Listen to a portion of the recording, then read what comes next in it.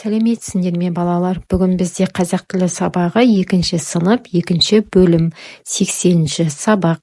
Сабақтың тақырыбы жұрнақ пен жалғауды жалғастырамыз. Келесі сабақты жіберіп алмас үшін каналға тіркеле кетіңдер. 67-ші жаттығу. Мәтінді оқып, жұмбақ шалдың не дегенін болжап айт. Әсет пен Наркес денсаулық еліне бармақшы болды. Жолда оларға жұмбақ шал кездесіп, жөн сілтейді. Ол балаларға жер, күн, ауа туралы жұмбақ сауалдар қояды.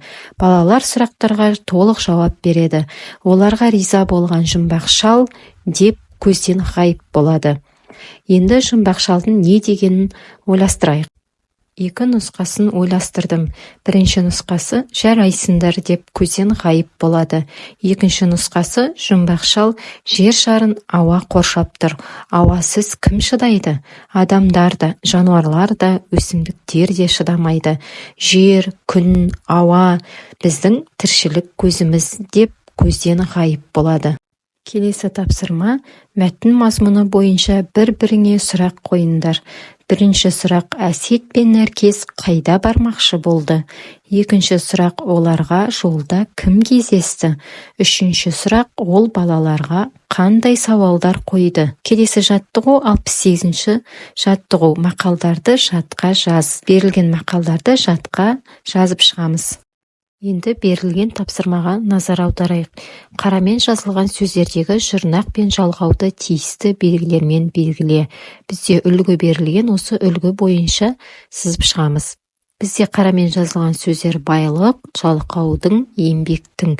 Енді байлық сөзінің түбірі бізде бай, лық бізде сөз тудырушы жұрнақ болып табылады. Келесі жалқаудың түбірі жалқау, бізде ілік септігінің жалғауы болып табылады. Еңбектің түбірі еңбек, тің ілік септігінің жалғауы болады. 69-ші жаттығу. Тірек сөздерді пайдаланып, күн тәртібі тақырыбына әңгіме құрастыр. Тірек сөздер бізде ерте тұру, демалу, тамақ ішу, сабаққа дайындалу, ойнау, кітап оқу. Күн тәртібі: таңертең ерте тұрып, төсек орынды жинау керек. Жаттығу жасап, жуынып болған соң, міндетті түрде таңғы ас ішкен дұрыс. Сабақ кестесі бойынша сабаққа дайындалу керек.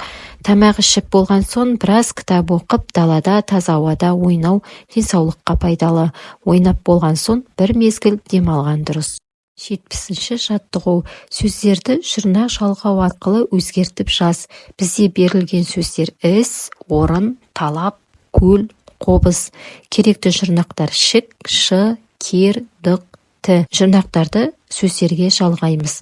Іскер, орындық, талапкер, көлшік, қобызшы деп сөздерді түрлендіреміз.